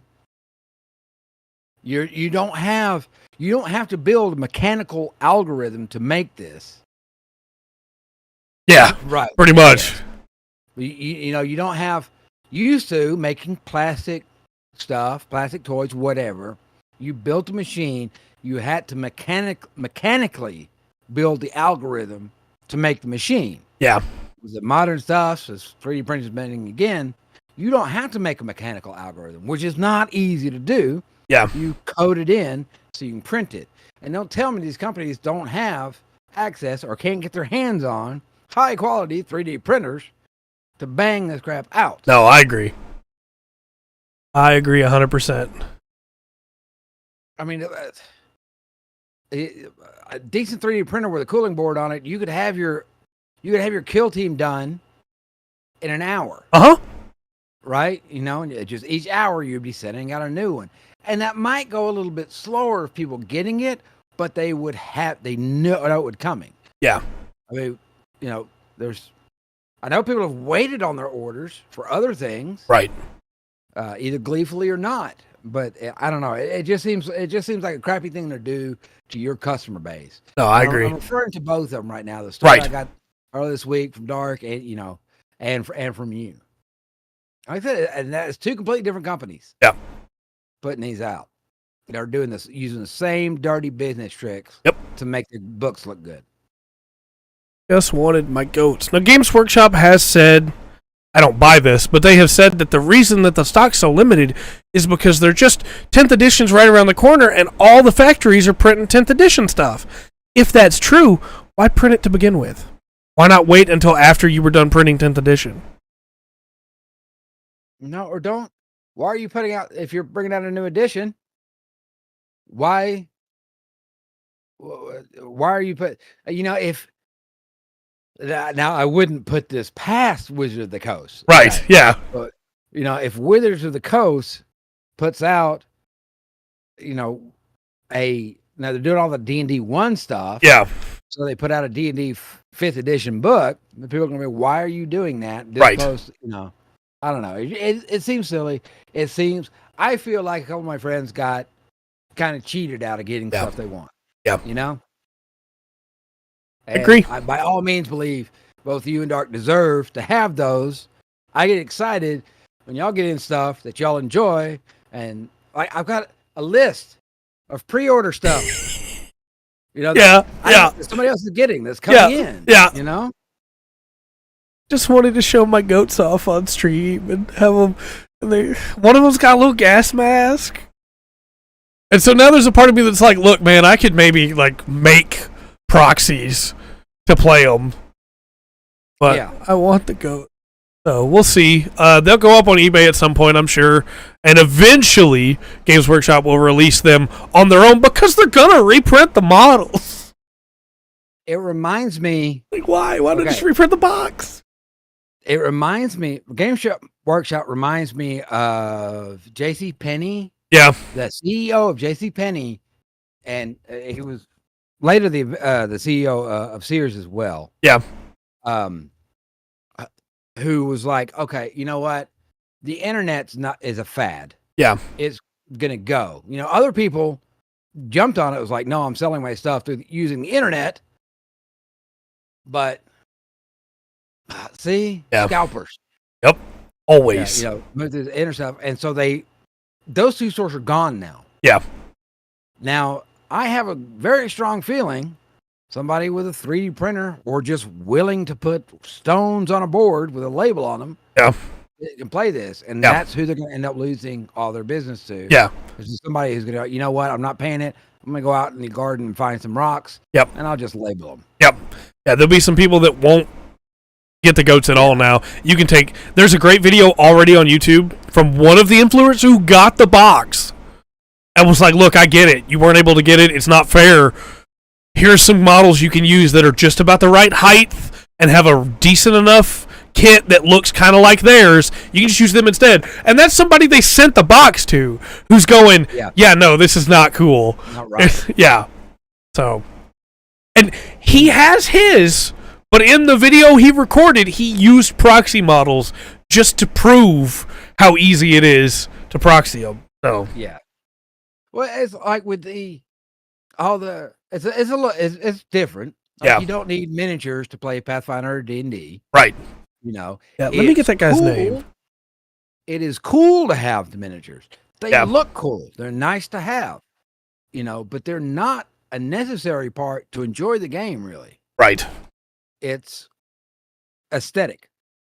That's it. If you got the stats, if you got all the stuff, the little overpriced little plastic models, doesn't matter. Yeah. Exactly. Yeah. Yeah. That's true. I'm going to link this in the chat. This is that video just for anybody that's curious about it. Okay. The channel's name is Glass Half Dead. I'll talk about him again when we get to plugs. Okay. All right. Well, next up, let's talk about Redfall. Talking about things falling. Is to this, the game table, yeah. is this autumn in Russia? Is that what we're referring to now? Well, Redfall has fallen. Just pretend my army's there. Yeah, just pretend. Just pretend. I got the bases. We'll put a stick on them, and there you go. Hey, I didn't spend all that money for the little figures, but I got a chess set. Yeah. Hey, there's just real quick on this. If you are somebody that wants to play Warhammer but can't afford to get into it, there is a subreddit you should check out called Poor Hammer. Nice. Where they show you like, hey, you can print off paper. And you can cut the paper into shapes and stick the paper on like another piece of paper, and there you go. There's your model. It's the exact same size as the model would be, and like it's great. You're still gonna roll the same dice. For it. Yep. They're still gonna have the same actions and things they can do. Yep. The model doesn't give you anything special, but something pretty to look at on the board. Yep. Which, like I said, is really cool to have. Yeah. It's very nice to have that. The for one D&D campaign we did, the last D&D campaign we did, my love printed off, and they were good. Good of each of the characters. Mm-hmm. And I think with electricity, not counting the price of the production costs, counting that we have everything, those were. I'm overpricing it by saying pennies. Yeah. Yeah. Those are pennies needed. That's what, unironically, this has caused the wife to say, do we even need to buy the boxes anymore when we want the teams? We should just set aside money for a 3D printer. It's like, yeah, I mean, really? Like, at the end, yeah. All they're doing is hurting their business. I mean, I understand the desire to have the actual stuff, to have the real stuff, you know. But I want to have the official stuff. That's really cool. All my recording equipment is PreSonus, not sponsored. Right. But from the software to all my hardware is PreSonus. I wanted PreSonus stuff. Yeah. And I wanted it all to match. And I realize I'm probably on the verge of having OCD, but that's not right. Right. But yeah, Thingiverse. Yeah, all I need is something that can proxy. Right. Yes, it doesn't exactly look like a Space Marine, but you know what? That's a guy in a full suit of armor. Yeah. This I don't know. Cosmic Trooper sure works. It seems like you Yeah. You want perfect. Great. Behold my Titan. Nice. I mean, you want to work with your fan base. Yeah. Especially when it's as niche as that, right? Yeah. You want to work. You want to bring them in. You want them to feel as part of your business, part of the club, right? Yeah. And instead, it just seems like, no, we're going to alienate everybody. Great. Yes. Now now we're going to put the Warcraft table. It's actually a football field. Yeah. Obstacles. Nice. Yeah. Okay. But Redfall. Yeah. So we're very passionate about this, Trey. I know. I am too. I am too. Hurt. I don't like it. It really stung too. Like, I stayed up. I was excited and just nope. Wouldn't even matter if I stayed up because it would have been gone. Yeah. So, Redfall, I want to give you some No. comparisons here. So, We're using SteamDB to check this because it's the easiest one to just like be publicly available because Microsoft and Sony don't show their numbers, right? Publicly. Borderlands 2 currently has an active current player base of 2,833 people. Yeah. That's the people playing right now, right? The 24-hour peak right now is 3,221. I want to just give you an example of games that have been out for a while that aren't super popular now, but are still, like... Lotro. Yeah, let's pull up Lotro on. Is Lotro on Steam? Yeah. You can download Lotro through Steam. So if you download Lotro through Steam, you get to use the Steam. Steam will keep up with your stuff because they have achievements and stuff. Okay, let's see how Lotro's doing on Steam. It got up to... It's not a big number, but I know last year it hit like 3,000 or 4,000 players. Yeah. Active players. Yeah. Lord of the Rings Online. Current players right now on Steam for Lord of the Rings Online are actually like way more than you'd think. It's 705 people in game right now. Oh, okay. 1,243 is the 24-hour peak. Yeah. So that's doing pretty good. Yeah. Yeah. For a 16-year-old game. Let's check Earth Defense Force, right? Let's pick a game that's not super popular for franchise, and specifically Earth Defense Force 5 didn't do that well. Currently 752 players. Okay. It's a lot. 1,501 is the hourly peak, or the 24-hour peak. Let's do one more. Let's do one more, like, not super popular game. We talked about Monster Sanctuary earlier, right? That's a game that's doing fine in its genre, but it's a genre game, right? Yeah. 470 players. Splinter Cell will be a good one. 476 for the 24-hour. Let's check out Splinter Cell. Yeah, one more. We'll do Splinter Cell. See, what's the newest one? Splinter Cell. Oh. I don't know. Conviction, is that the newest one? Blacklist. Okay, Blacklist. It only has 28 players right now in game. Okay. 64 is the hourly peak that so many people normally play it a day, right? Mm-hmm. These games have been out for a while. Right. Right. Redfall has 553 players right now. What was Redfall is this is our new Atomic Heart. Yeah. You know, it's a game that It's true. That's true. Yes, that's true. It's a game where I wanted to play it. All the hype for it looks so great. Yeah. Everything looked about it looked cool. And then it hits and people are like, yeah, this is not what I was thinking. Yeah. Dark, I agree with you, but this came out on the 10th or on the 2nd of May. This came out a week ago. Yeah.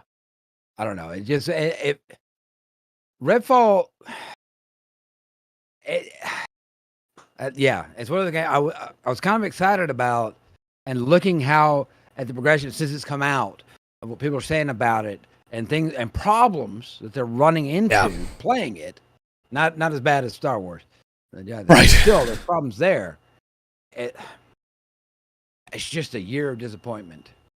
I swear, in 2019, Pandora did an unboxing video, and we've been dealing with it ever since. Yeah. Ugh. So if we look at stuff that's in that wheelhouse, then it's like the 500s, right? Mm-hmm.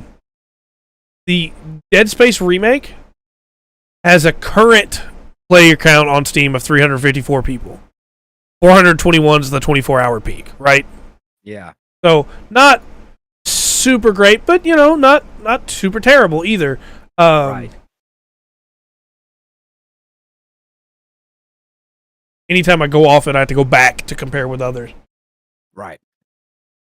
We're looking at... I want to look for stuff that came out recently. Hogwarts Legacy still has 11,000 people playing right now. Crusader Kings 3 came out last year, 10,000 people. Ah, dang. We never touched on Mass Effect. I want to clarify. We're looking at stuff like... That's what I'm telling you. Games that came out this year should not be that low already. Yeah. Total War Warhammer 2, not 3, that we were talking about a minute ago, has 2,576 people playing right now. V Rising, that came out at the end of last year, has 2,844 people playing right now. Crab Champions, that came out like a couple weeks ago, has 3,218 people playing right now. Yeah. Dying Light 2, which came out just a little bit ago, 3,894. Like, that's when your game's below 700 people a week after release, it's dead. That game is done. Yeah. So, Yeah. Oi. yeah. Yeah, after just a week, it's a pretty big drop. It is, right? God. Speaking about drops, talking about drops, that's how that segue should have worked. Skyline Switch emulator is dead. It got DMCA'd by Nintendo, and it's going down. Not surprised. Switch emulators are always going to be tough to keep running because it's the current console, right? Yeah. But this one had some special stuff going on in that it was publicizing that it had the ROM for Tears of the Kingdom. Well, yeah, probably shouldn't have done that. Shouldn't have done that. Yeah. That might have been a mistake. So Nintendo DMCA'd it, and it's dead. Well, yeah, that's the other thing is yep. But It's true, right? maybe don't tell people you have the ROM for the biggest Nintendo game coming out this year. Maybe just let them figure that out by going to the site. You don't need to publicize it, make a big news post about it, because that's going to get back, because somebody somewhere is always going to be a snitch. Well, there's probably some folks at Nintendo who, you know, would rather use the emulator. Yeah, probably. Like, hey, by the way. But that's not the whole story either, because there's an extra little wrinkle to this. Okay. And I've left this redacted for you. Some Tears of the Kingdom ROMs are full of malware, Oh, I'm sure. I am sure. such as the one on Skyline Switch. Okay. Yeah. The desire to play it overrides any common sense. Yep. From downloading stuff from unsecure sites. So maybe Nintendon't download that EXE. Oi. Because your ROM shouldn't be an EXE anyway. Look, I'm just gonna if you're somebody that's new to emulation and you really want to get into it, get a Steam Deck. But if not, and you really want to get into emulation, your ROM should not, under any circumstances, have an EXE. It should not be an EXE file. No, you're not running that file. Right. That's just a file something else takes care of. Yeah. So don't download EXEs when it comes to ROMs. Emulators, sure, download them from trusted sites or sites where a lot of people have been able to review them, and you can verify those reviews aren't just bot reviews. Check Facebook, Reddit, Twitter, whatever. I'm sorry if you go to Twitter, though. But don't download an EXE. That's asking for trouble. Don't do that. Yeah. So, you know. That's really all there is to say about that. Just Nintendo killed it, because of course they did. And don't download EXEs, even if you're excited for the new Zelda. I'm not going to tell you not to pirate it. That's up to you, right? That's your call. Yeah. Yeah. Just be careful if you're going to do that. The only thing I can say is that I don't recall Nintendo ever calling the Pinkertons on somebody. Yeah, I'm right there with you. As much as we talked about Games Workshop and Sunrise, Bandai Namco, Nintendo, yeah, Wizards is still way up here. yeah, yeah. Oh. So, you know. Yeah. These last two stories that we have here, this next one's weird. I would have known his rights when the Pinkertons came to I his door. fully agree. Especially because now those cards are out. That's all. It's been 2 weeks. Those cards are out. Yeah. Yeah, I understand, Dark. Chained Echoes Excellent. is getting review bombed on Metacritic. And now I'm currently playing through Chained Echoes for review, right? So I was like, well, that's weird. Is there something wrong with the version of the game or anything like that? No, they're not leaving reviews. It's just anonymous starred reviews. They're not leaving any text. Okay. This opened my eyes to something really strange. Yeah, be smart about it, for sure. Right. As it turns out, there has been a few different RPGs getting review bombed over the course of the last couple months on Metacritic. And Metacritic has just been cleaning it up. Chained Echoes is a turn-based RPG where you have a fantasy world and you can get mechs in it. And it's very cool. And the combat system uses an overdrive meter that you have to try and balance the overdrive to be able to keep your damage up. If you go too far, you do less damage, take more damage. If you don't have it built up enough, you do less damage. Don't take more damage, but you just do less damage.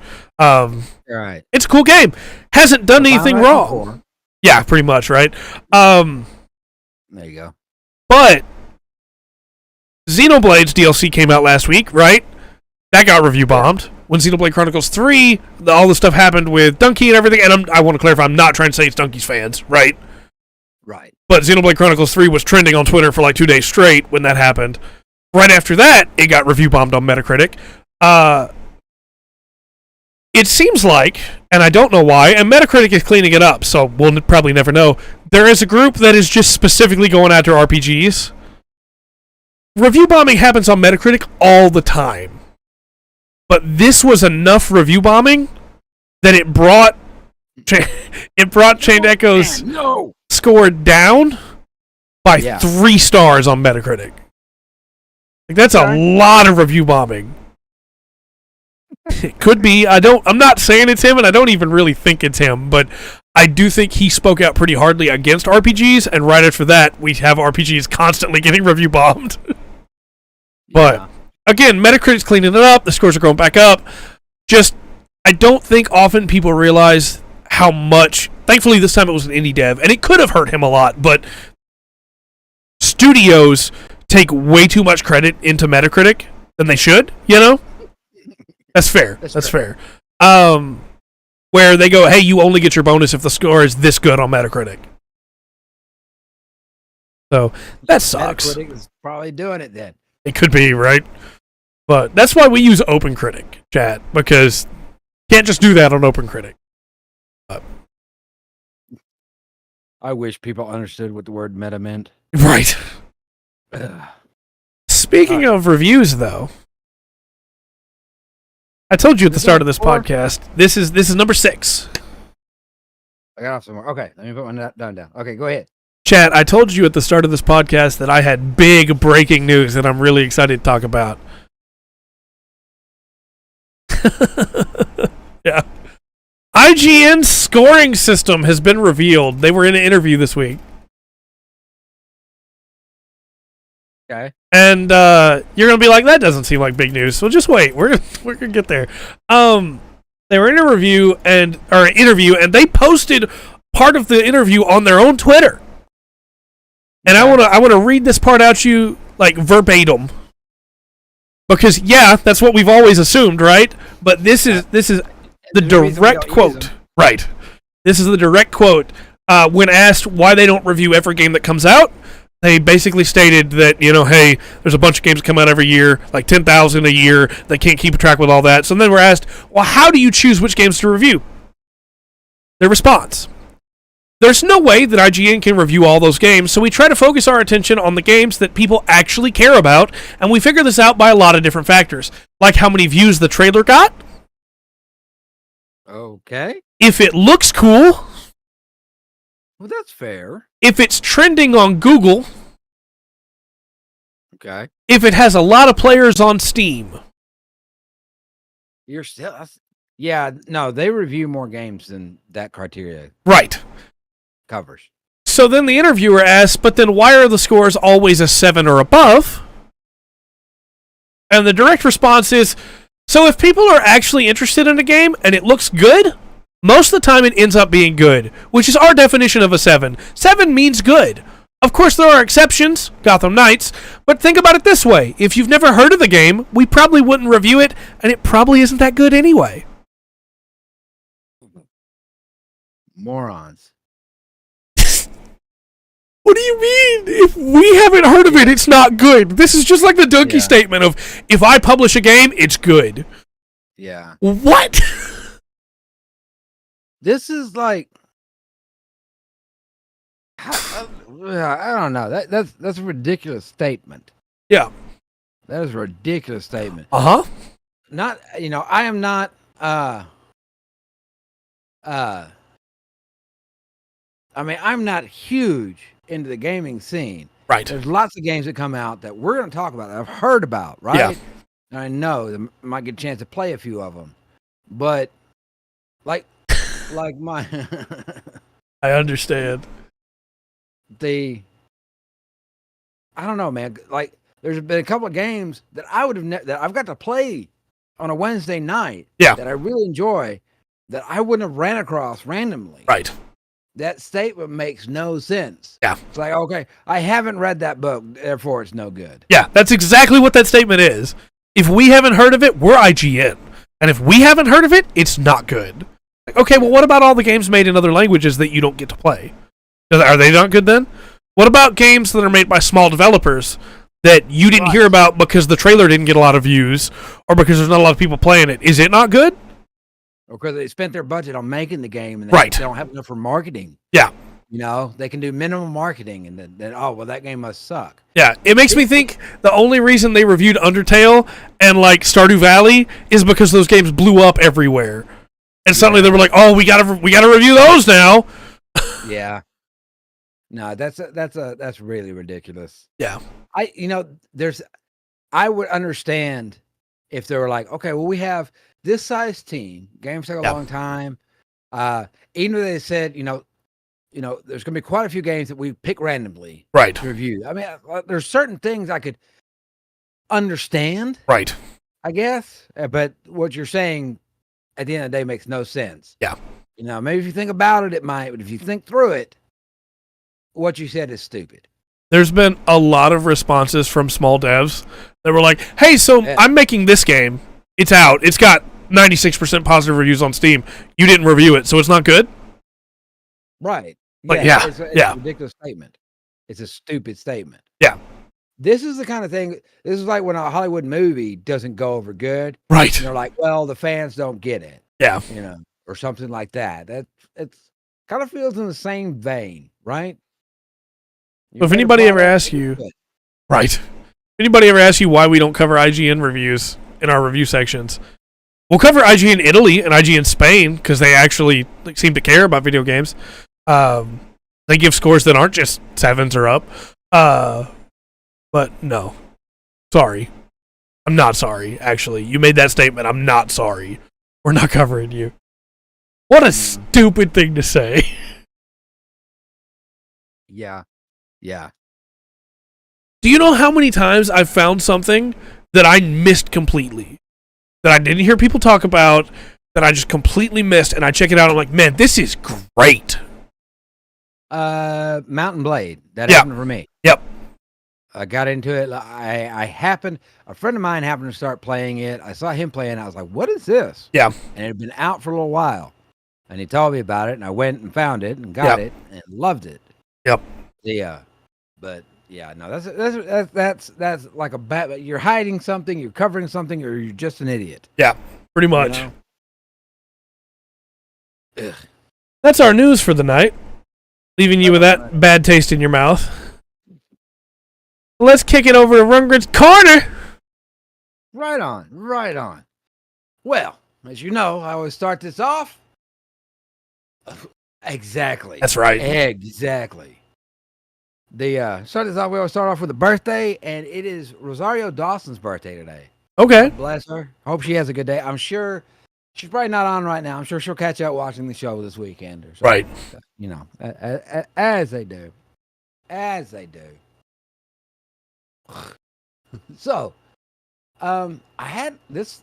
It was a little bit of a shocking story for me. Okay. Kind of found it. I was looking through a couple, and they weren't very long or anything like that. But I'm going to tell you about this lady named Lillian Ip. Okay. Now she's Australian. She is from around Melbourne, It's a town in Melbourne. And she was making a short trip up to this place called Dartmouth Dam. Okay. Okay. And this was on the 30th of April. And she was going through there. It's kind of a unique place to get to. She made a wrong turn. And her car got stuck in mud. And where she got stuck at, she realized that she was 37 miles from the nearest town. Okay. So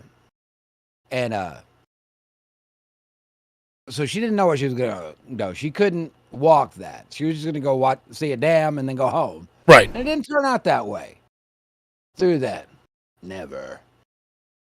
And when she got stuck, she's sitting there. She's like, what am I going to do? How am I going to survive this? And she said she was about to give up. Because she was reported missing like the next day. Right.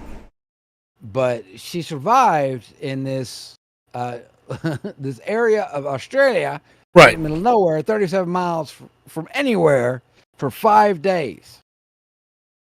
She wasn't found until May 4th. Okay. And one of the problems she had, now she's 48, she has health problems. She couldn't seek help. She stayed in her car. Right.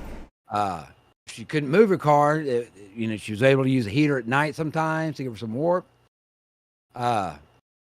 She said her body started to shut down after a couple of days, and she thought she wasn't gonna make it. On Right. the fourth day, she actually wrote a letter to her family, telling them she loved them and everything. She thought that she was gonna die. Yeah.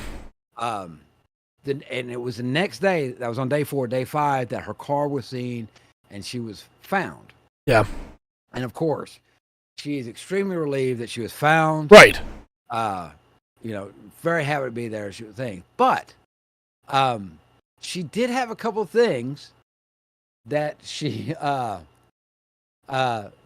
some help surviving. She managed to survive because she had a bottle of wine that was given to her as a gift. She had a juice box in the car and some lollipops. Okay. And that was her sustenance for making it the five days. That she had this wine to drink. This is supposed to be a short trip. Yeah. On the thing. But there's video footage of it. I can't show it. The helicopter found her. She can barely stand when the officers get to her. The rescuers get to her. They have to help her up and take her by each hand and walk her towards the car to get her out there. My biggest takeaway from this is, if I'm that wine company, this may be my new ad. Yep. 100%. 100%. This wine saved this woman's life. Get her on there. Yes. We need to push this out. But yeah, it was obviously, I'll make a little bit light of it now. This was a terrifying experience for this woman, but she pulled through it. She made it through. And I'm kind of, I know I made a joke about the wine and the juice box and the lollipop. Right. I believe, day 4, she wrote the letter. She thought she was done. She still held on an extra day to get rescued. Yeah. And to me, that would be rather terrifying. Yeah, absolutely. She wasn't in the out, but also no phone reception out there, by the way. Right. Makes sense. Throw that out just in case anybody's. Oh, and she had a blanket too. That helped. She was stuck in this hilly terrain. And look, they didn't spot her. They saw her car. Right. And she hadn't left it. Yeah. So they found her very close to the car. They just say that she had health problems. I don't know what that may be. Right. Exactly. I know it looks like she's having a hard time walking from the video. But then again, she's been 5 days out there. Right. That might have nothing to do with it. But I just want to call out, her name was, like I said, Lillian IP. Her last name is IP Ip. Okay. I'm not sure where I'm not sure where that comes from. Ip. Good job holding on. Yes, A difficult thing to do sometimes. I think Ip is a Vietnamese name, but I don't know for sure. Right. And please call me out if my assumption there is wrong. Yeah. Through that, but she was the Wodonga police station is the one that were called and go out to find her. But Okay. This chick is obviously a lot tougher than I think she gives herself credit for. Right. Yeah. And I that might just be an Australian thing to do that. But she is safe. They found her, got her back. I'm sure she needed a shower and a bed. Yeah. Through that. Sure. 5 days lost in the wood anywhere. Man. Anywhere is going to be rough. Yeah. And look, there's missing 411 cases. If you don't know what that is, you check it out, especially like mystery stuff. We have lots of missing 411 cases here. There are some in Australia, and she was very close to becoming one of those. Yeah. Through that. So shout out to Lily and Ip. You, in my book, you're a badass. All right. Yeah, for sure. If you ever see this for some reason, I want you to know that. 100%. Do that. That's a little story I want to get. I want a good story of survival. Look, this wasn't like a little search to go out and find her. It was a huge search to go out and find her. And yeah, she's dead. She's waving her hands for the helicopter and everything. Very grateful to be found. But I'm sure. I'm glad she was. I'm glad that there's a happy ending to this story. Yeah. After the news we just had, I think we need a happy ending. I agree. Kind of comes through. Well, speaking of happy ending, you got to be a fish again. Oh yeah. Boy, I don't like the airport level. Yeah. Yeah. But it's an interesting game. Also, chat, I said I've got a massage appointment. Yeah. Chat, I need to go to the bathroom so bad. So if we could get through this fish segment without talking about water, I would really appreciate it. I drank way too much of my water today. Fair enough. It is inspiring. I agree. I think it absolutely is inspiring. Yeah. I agree. That's the way I felt when I read it. Gives you the desire to keep going, you know? Yeah, I think I'm glad this I wouldn't expect anything less of you, chat. No, I think from what I watched of it already, it looked really, I can't hear that, thank goodness. Yeah, I knew that was coming. There's a hydrate. Look, 2 hydrates. About doing these podcasts that happened. All right. I can go Hydrate. relieve myself, drink. I might as well guzzle this bottle like 4 hydrates. But I can go to the restroom right before we start. And when we finish, I'm gonna have to go again. Yeah. Okay, so we can just skip the bit this time. It's always fun for me to watch you play that game, but it does look like it continues to get more frustrating as you get further into it. So, good news is, thanks for your boss.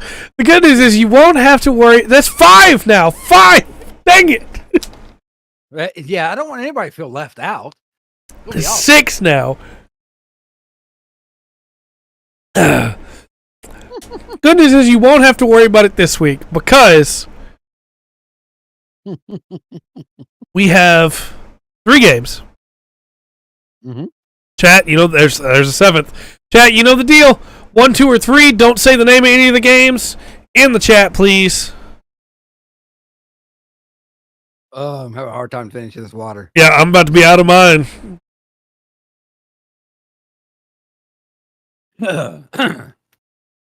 All right then.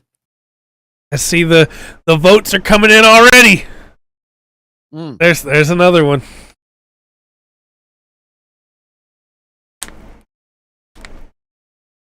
I love you, chat. Absolutely. There's another one. I don't have any more water. I don't have any more water, chat, to hydrate with. Oh, we have a tie right now. It's not done yet, so it could go either way, but... Oh, it's shifting.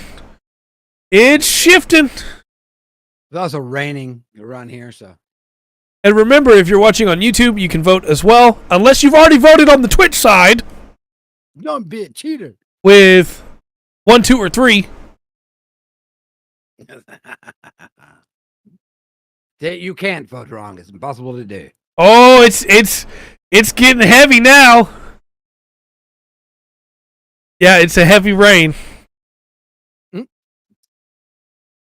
That game's terrible. Jason! Jason!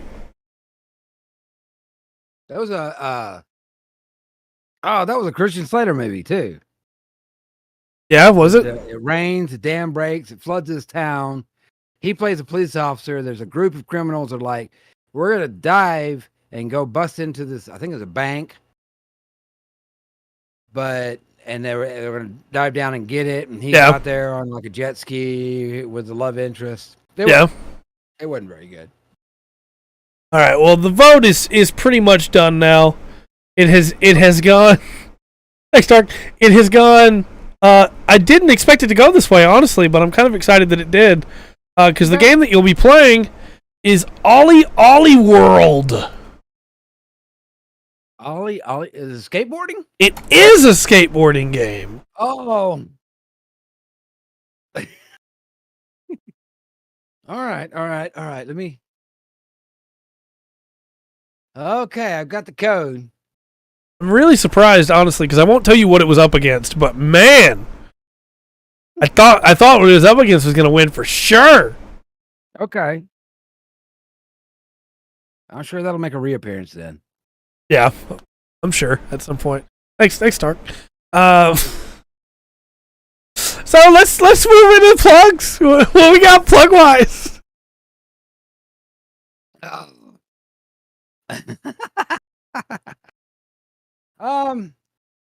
don't have any plugs. I just really Thanks. Want to thank y'all for watching. You know how I feel about you. Yeah. It took thousands of years to create you, millions and millions of people. There has never been anything in this universe like you. And there never will be again. Yeah. And the fact that you come spend time with us is so valuable and so important to me. And I really appreciate it. Yeah. Makes it all worth it. Absolutely.